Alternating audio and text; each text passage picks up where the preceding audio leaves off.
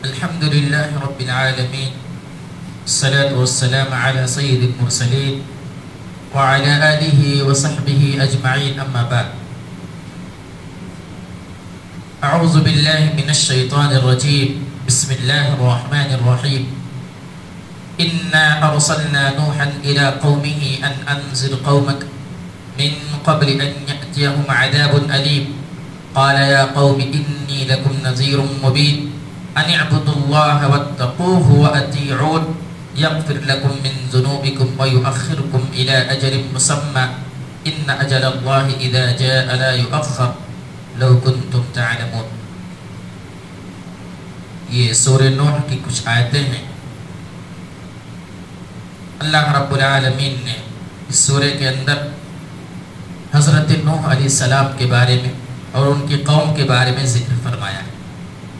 یہ حضرت نوح علیہ السلام رسولوں میں سب سے پہلے رسول ہیں، اور انہوں نے اپنی قوم کو 950 برس تک تبلیغ کی. سب سے زیادہ مدت اسی رسول نے اپنی قوم والوں کو سمجھایا، لیکن ان کی قوم میں 80 یا اس سے کچھ زائد لوگ ایمان لائے. 950 برس تبلیغ کرنے کے بعد 80 یا اس سے کچھ زائد لوگ اللہ پر ایمان لائے. پھر اللہ رب العالمین نے ان کو اوپر عذاب نازل کیا. سیلاب کا عذاب آیا اور سارے کے سارے غرق ہو گئے. اور یہ 29ویں پارے میں اللہ رب العالمین نے انہی کے نام سے ایک پوری مکمل سورت نازل فرمائی اور ان کی قوم کے بارے میں تذکرہ کیا، کیسے کیسے ان لوگوں نے کیا کیا اور کس طریقے سے حضرت نوح علیہ السلام کو پریشان کیا. اللہ رب العالمین فرما رہا ہے انا ارسلنا نوحا الی قومہ، کہ ہم نے نوح علیہ السلام کو ان کی قوم کی جانب بھیجا. ان انذر قومک، کہ وہ ڈرائیں اپنے قوم والوں کو، ڈرائیں اللہ کے عذاب سے ڈرائیں یا آگاہ کریں کہ کس طریقے سے تم کو اس دنیا کے اندر اپنی زندگی گزارنی ہے. من قبل، اس سے پہلے ان یأتیہم عذاب علیم، تمہارے پاس عذاب علیم آ جائے، اللہ رب العالمین کی پکڑ آ جائے، اللہ رب العالمین کا عذاب آ جائے، کہ اس سے پہلے آپ لوگ سیدھے راستے پر آ جاؤ. اس لیے حضرت نوح علیہ السلام کو بھیجا گیا. اپنے قوم والوں کو سمجھا رہے، بتا رہے کیسے زندگی گزارنی ہے، کس طریقے سے کرنا ہے. ایسا کام مت کرو کہ اللہ کی گرفت ہو جائے، اللہ رب العالمین تم کو پکڑ لے اور اللہ رب العالمین کا عذاب تمہارے اوپر آ جائے. یہ ساری باتیں ایک رسول کی ہوتی ہیں. ایک رسول اپنے قوم والوں کو سمجھاتا ہے.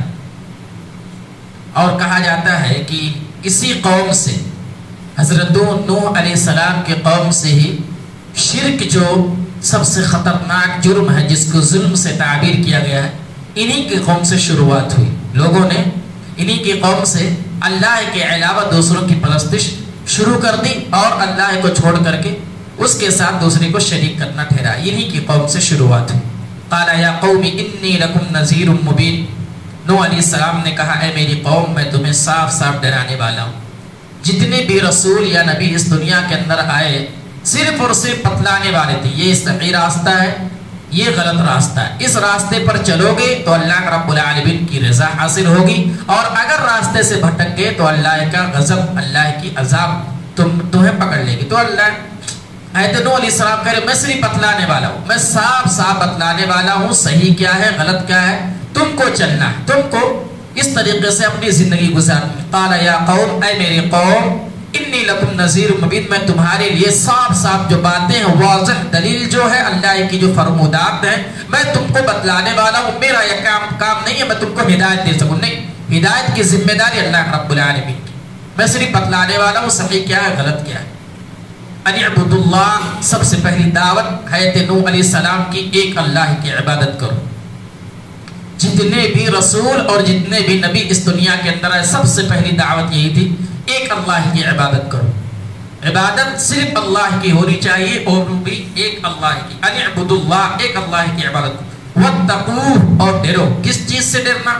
اللہ کے غضب سے، اللہ کے عذاب سے، اللہ کے پکڑ سے، اللہ کی گرفت سے ڈرو، اور معصیت سے، اللہ کی نافرمانی سے ڈرو. واتقوا، یہ ڈرنے کی تلقین ہے. ایک اللہ کی عبادت کرنا، پھر دوسری چیز واتقوا، اللہ کا خوف ہونا چاہیے، متقی بنو، اللہ سے ڈرنے والے بنو، اللہ کی فرائض کو انجام دو اور اللہ کی نافرمانی مت کرو، واتقوا یہ تمام چیزوں سے ڈرنا، واطیعون اور کہا گیا میری اتباع کرو، ہے نوح علیہ السلام نے کہا میری اطاعت کرو، میری اتباع کرو۔ اللہ رب العالمین نے ایک دوسرے مقام پر کہا قل ان کنتم تحبون اللہ فاتبعونی، اگر تم اللہ سے محبت کرتے ہو میری اتباع کرو، قل ان کنتم تحبون اللہ فاتبعونی یحببکم اللہ ویغفر لکم ذنوبکم، تمہاری بخشش کر دی جائے گی۔ تو ایک نبی کی اور ایک رسول کی اطاعت کرنا واجب اور ضروری ہوتا ہے، کیونکہ جو نبی اور رسول ہوتا ہے وہ اللہ کا فرمان بتلاتا ہے، اللہ کے احکام کیا ہے، اللہ نے کس بات کا حکم دیا ہے، کس کام کو کرنے کا حکم دیا گیا ہے، وہ نبی اکرم یا نبی یا جو بھی رسول آئے ان کی جب اتباع کریں گے تو آپ کو معلوم ہوگا کہ کیا کرنا ہے کیا نہیں کرنا ہے۔ تو پہلی دعوت ایک اللہ کی عبادت، دوسرا اللہ سے خوف، واطیعون اور رسول کی پیروی، رسول کی اتباع۔ کیا ہوگا اگر ایسا کریں گے تو یغفر لکم من ذنوبکم، تمہارے گناہ جو ہیں، تمہاری خطائیں جو ہیں رب العالمین بخش دے گا، وَيُؤَخِّرُكُمْ إِلَىٰ أَجَلٍ مُّسَمًّى اور تم کو مہلت دے گا، قیامت کے دن تک تم کو مہلت دے گا۔ اگر ایک اللہ کی اتباع کرو گے، ایک اللہ کی باتوں کو مانو گے تو اللہ رب العالمین تمہاری بخشش کر دے گا اور تم کو مہلت دے گا، تم زندگی گزارو گے۔ ان اجر اللہ اذا جاء لا یؤخر، لیکن اگر تم ایسا نہیں کرو گے، یقیناً اللہ کا وعدہ جب آتا ہے تو مؤخر ہوتا ہے، کاش تمہیں سمجھ ہوتی۔ ان اجل اللہ اذا جاء لا یؤخر، یہ کہا جا رہا ہے کہ اللہ رب العالمین جب فیصلہ کر دیتا ہے تو ایک بھی سیکنڈ اور ایک بھی لمحے کی فرصت نہیں ملے گی۔ ان اجل اللہ اذا جاء لا یؤخر، اس لیے کہ اللہ رب العالمین نے وقت، جس کا وقت جب وقت متعین ہو گیا، مقرر ہو گیا، وہ آدمی چلا جائے گا۔ یہ یہاں پر کہنے کا مطلب اللہ رب العالمین نے سمجھایا ہے کہ جب اللہ رب العالمین فیصلہ کر دے گا تو ایک بھی سیکنڈ مہلت نہیں ملے گی، نہ تو توبہ کرنے کی، نہ تو عبادت کرنے کی، نہ تو اللہ کو یاد کرنے کی، ایک بھی وقت جو ہے متعین جب ہو جائے۔ لو کنتم تعلمون، کاش کہ تم یہ بات جانتے۔ اس میں یہ کہا گیا ہے کہ وقت آنے سے پہلے، تمہاری موت آنے سے پہلے تم اللہ رب العالمین کی اتباع کرو تاکہ رب العالمین تم کو بخش دے، تم کو معاف کر دے۔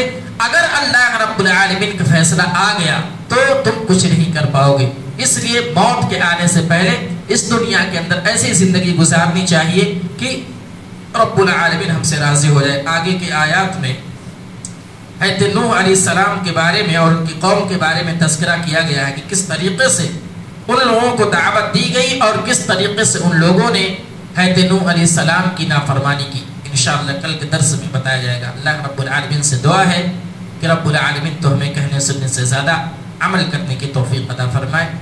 آمین۔ السلام علیکم۔